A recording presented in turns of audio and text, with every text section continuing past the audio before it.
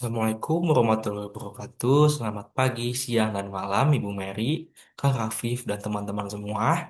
Di sini, sebelumnya perkenalkan nama saya Dafa Fadil Aca Edi Putra dengan NPM 12031 022 0095. Di sini saya akan menjelaskan dari strategi kontrol dan evaluation dari PT Permata Bank Tbk. Dari perusahaan ini yang saya analisis.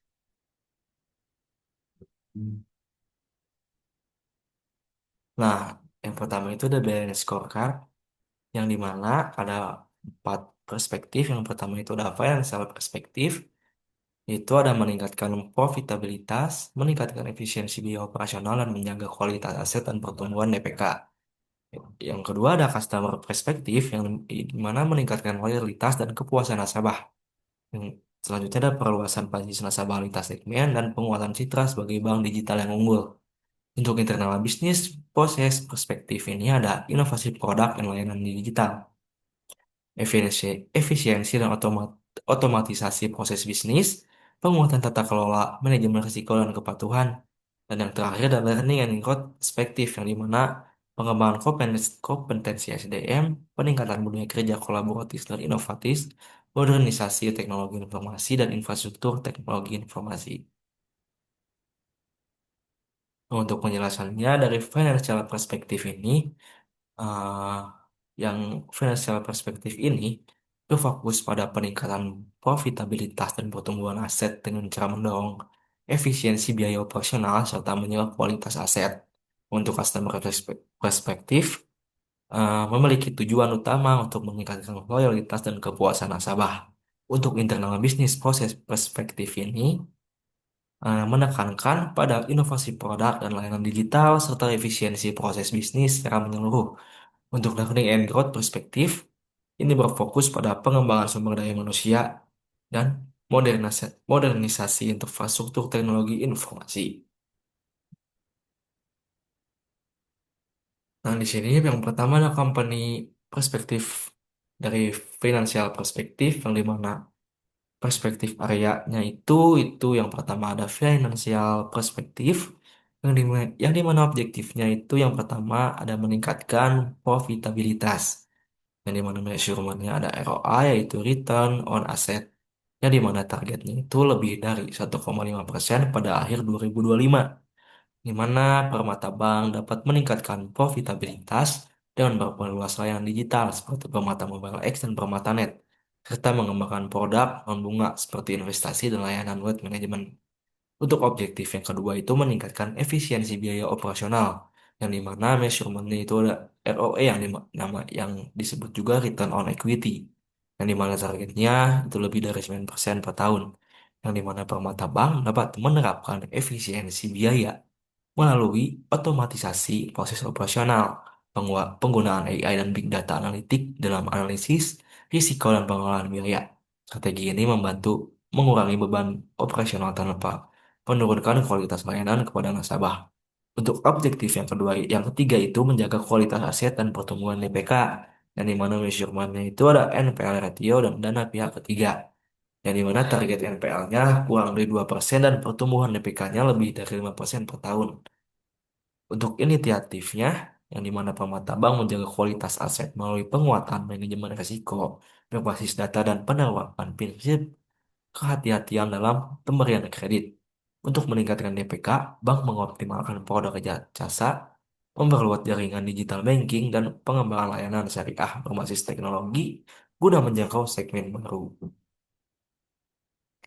Nah, untuk internal perspektif dari internal bisnis proses ini, untuk perspektif areanya dan internal bisnis proses perspektif, yang dimana objektifnya juga ada tiga. Yang pertama, inovasi produk dan layanan digital, yang memiliki measurementnya jumlah fitur baru Permata Mobile X dan Permata API yang diluncurkan secara per tahun, yang memiliki target lebih dari 10 fitur baru per tahunnya, yang dimana pengembangan layanan berbasis AI, digital onboarding, fitur pembayaran lintas batas, dan integrasi open banking melalui API serta kerja sama dengan platform digital dan vintage. Yang objektif yang kedua itu ada efisiensi dan optimalisasi otomatisasi proses bisnis, yang dimana measurementnya itu cost to income ratio, itu jumlah proses yang digitalisasi, yang dimana targetnya itu kurang dari 45%, 100% proses utama yang terdigitalisasi sebelum 2026.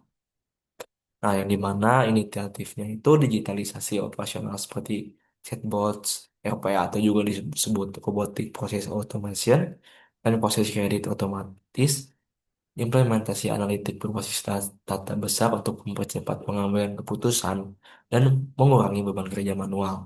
Dan untuk yang objektif yang ketiga itu ada penguatan tata kelola, manajemen risiko dan kepatuhan yang memiliki measurement score audit internal kepatuhan terhadap regulasi OJK atau Bank Indonesia yang memiliki target skor auditnya lebih dari 90,0 pelanggaran terhadap regulasi yang mulai memiliki inisiatif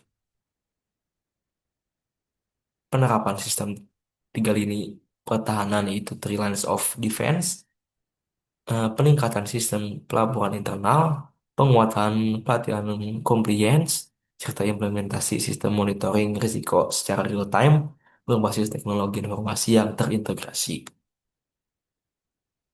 Untuk istilah perspektifnya itu, eh, perspektif areanya itu yaitu consumer perspektif, yang dimana objektifnya yang pertama ada peningkatan loyalitas dan kepuasan nasabah, measurementnya net promoter score dan customer certification index, yang dimana target NPS-nya itu lebih dari 50 dan CSI-nya lebih dari 85%, yang dimana meningkatkan kualitas layanan digital mulai permata mobile X, pengembangan fitur, personalisasi berbasis AI, serta integrasi layanan, pelatihan frontal, dan peningkatan kecepatan respon layanan pelanggan. Dan objektif yang kedua itu perluasan basis nasabah lintas segmen, yang dimana jumlah nasabah baru per segmennya rasio akuisisi digital, yang dimana targetnya pertumbuhan nasabah baru lebih dari 10% per tahun. Inisiatifnya itu yang dimana kolaborasi dengan e-commerce, fintech, dan program eh, referral digital untuk menjangkau segmen milenial dan pelaku usaha kecil, peningkatan kampanye pemasaran digital, serta penguatan channel akuisisi berbasis teknologi.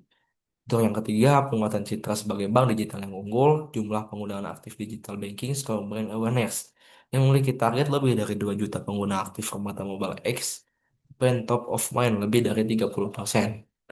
Yang dimana pengembangan layanan unggul seperti Permata API, fitur BI Fast, dan integrasi open banking, aktivisasi media sosial, branding digital agresif, serta peluncuran kampanye dalam partisipasi aktif dalam ekosistem keuangan digital nasional.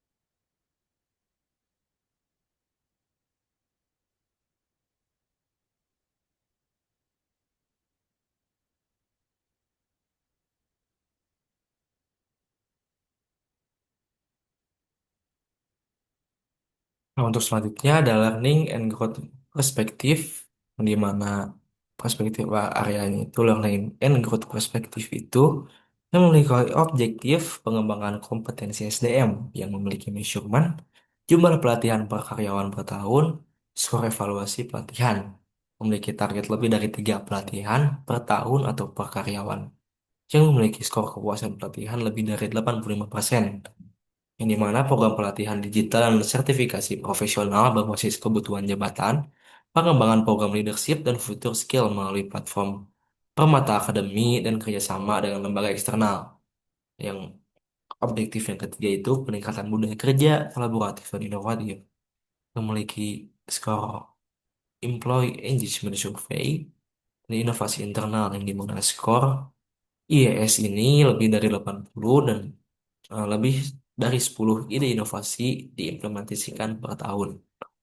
Nah, inisiatifnya yang dimana penerapan program Employee Innovative Challenge ini, eh, hackathon internal, peningkatan forum lintas divisi, dan serta penerapan sistem penghargaan. Untuk objektif yang ketiga itu ada modernisasi teknologi informasi dan infrastruktur, teknologi informasi. Yang di mana measurementnya itu indeks kesiapan digital sistem yang sistemnya terdigitalisasi, memiliki target indeks lebih dari 85% dan lebih dari 90% sistem core terdigitalisasi. Nah, memiliki inisiatif implementasi cloud-based system, AI atau ML untuk analitik risiko dan layanan nasabah, serta pembaruan infrastruktur, core banking, dan integrasi open banking melalui Permata API. Untuk yang kedua itu ada quantitative measurement, nah, di mana dari marketing performance-nya, indikatornya, itu yang key performance indicator atau juga disebut KPI. Yang pertama ada matriks penjualan. Yang untuk unit pengukurannya itu ada pertumbuhan kredit, pertumbuhan dana pihak ketiga, dan pertumbuhan pendapatan non bunga yang memiliki target permata bank menargetkan pertumbuhan kredit sebesar 18%, pertumbuhan DPK sebesar 6%, se- serta peningkatan pendapatan non bunga minimal 10% year of year. Fokus utama adalah pada ekspansi pasar retail, optimalisasi produk lewat manajemen, dan digitalisasi layanan keuangan. Untuk matriks digital marketingnya memiliki unit pengukuran unduhan itu unduhan aplikasi Permata Mobile X, jumlah penggunaan aktif bulanan, dan pertumbuhan transaksi digital yang memiliki target Permata Bank menargetkan lebih dari 1 juta unduhan aplikasi per tahun dengan jumlah pengguna aktif bulanan tumbuh minimal 20%. Dengan itu, transaksi digital ditargetkan meningkatkan sebesar 25% tiap tahunnya, didorong oleh fitur-fitur inovatif seperti BI Fast, QRIS, dan integrasi API Bank.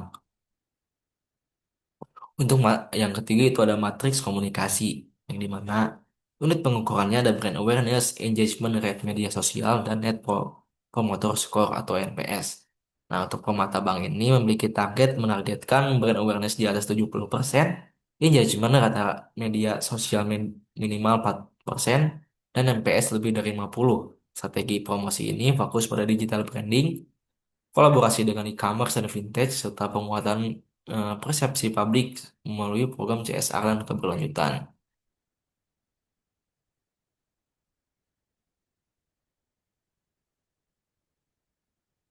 Untuk HRM Performance Indicator, yang pertama itu ada Employee Certification.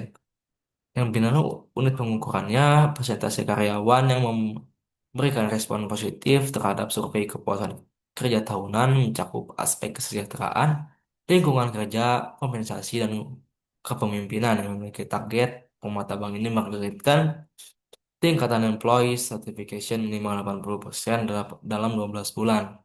Hal ini didukung melalui program employee engagement yang berkelanjutan, pelatihan berbasis kompetensi, budaya kerja kolaboratif, serta menyediakan fasilitas kerja yang mendukung keseimbangan fisik dan mental. Untuk KPI selanjutnya ada turnover rate yang dimana unitnya pengukurannya rasio jumlah karyawan yang mengundurkan diri atau diberhentikan dibandingkan dengan jumlah karyawan rata-rata selama satu periode tahunan. Nah, Permata Bank ini menargetkan untuk menetapkan target turnover rate kurang dari 8% per tahun. Nah, untuk KPI yang ketiga itu ada training hours per employer. Untuk unit pengukurannya itu rata-rata jumlah jam pelatihan per karyawan per tahunnya mencakup pelatihan teknis, soft skill, leadership, and digital skill. Untuk targetnya, Permata Bank menargetkan lebih dari 40 jam pelatihan per karyawan setiap tahunnya untuk mendukung pengembangan kapasitas dan kesiapan adaptasi terhadap transformasi digital. Untuk yang keempat itu internal promotion rate, yaitu unit pengukurannya rasio promosi jabatan yang berasal dari karyawan internal dibandingkan total promosi atau pengisian jabatan. Untuk targetnya internalnya promotion sebesar lebih dari 60% sebagai indikator efektivitas manajemen talenta internal dan pengembangan karir berkelanjutan. Untuk yang kelima itu ada diversity index, yang di mana unit pengukurannya eh, representasi proporsi karyawan berdasarkan gender, usia, dan latar belakang di berbagai level jabatan. Yang memiliki target rumah tabang menargetkan 30% posisi manajerial diisi oleh perempuan, sejalan dengan prinsip inklusi dan keberagaman dalam organisasi. Untuk operation manajemen performance indikator. Untuk KPI yang pertama itu ada rasio kredit bermasalah atau non-performing loan, atau juga disebut NPL. Unit pengukurannya itu rasio antara total kredit bermasalah dengan total kredit yang diberikan bank. Untuk targetnya itu kurang dari 2,5% per tahun. Target ini juga menunjukkan efektivitas pengelolaan risiko kredit, mempertahankan kualitas aset, dan menjaga stabilitas keuangan bank. Untuk yang kedua itu ada rasio dana murah atau juga CASA, current account and saving account. Yang dimana unit pengukurannya itu rasio dana tabungan dan giro terhadap total dana pihak ketiga yang menargetkan lebih dari 50%, 55% dari total DPK. Untuk yang ketiga itu plan maintenance yang dimana jumlah dan durasi pelaksanaan pemeliharaan sistem yang direncanakan. Nah, memiliki target minimal 1 kali pemeliharaan per sistem kritikal setiap kuartal dengan downtime maksimum 2 jam per kegiatan.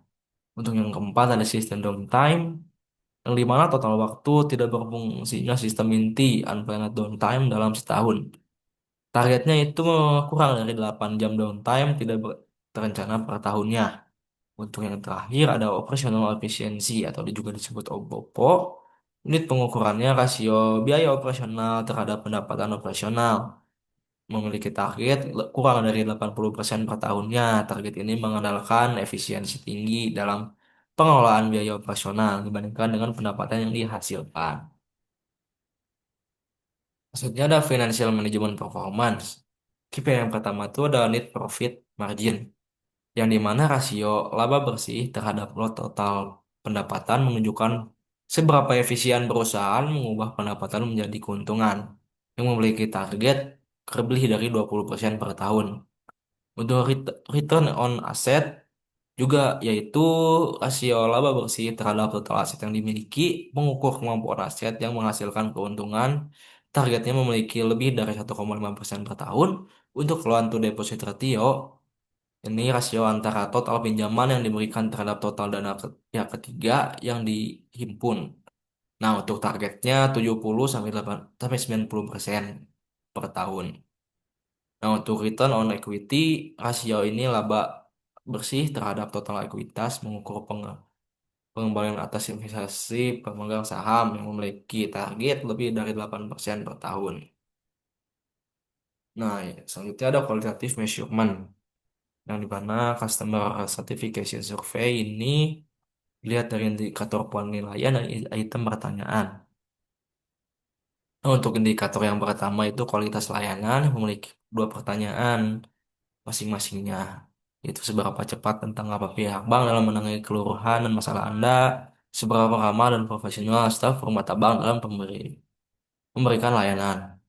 Nah, untuk indikator selanjutnya juga memiliki 2 item pertanyaan masing-masingnya untuk indikator. Yang kedua itu ada kemudahan layanan digital, yaitu Permata Mobile X dan Permata Net. Memiliki 2 pertanyaan juga. Untuk indikator keamanan dan kepercayaan juga memiliki 2 pertanyaan. Untuk indikator kesesuaian produk dengan kebutuhan juga memiliki 2 pertanyaan, dan inovasi layanan dan fitur tambahan juga memiliki 2 item pertanyaan. Nah, untuk employee satisfaction survey memiliki 3 indikator, memiliki 6 indikator.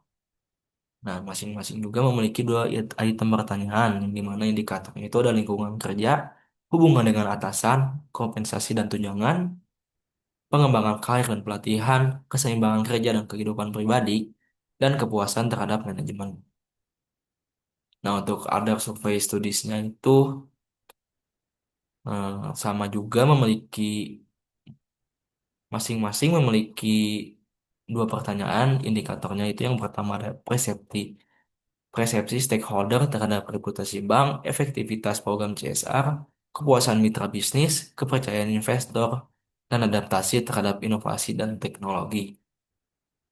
Nah, sekian presentasi dari saya. Mohon maaf bila ada kesalahan kata. Terima kasih. Assalamualaikum warahmatullahi wabarakatuh.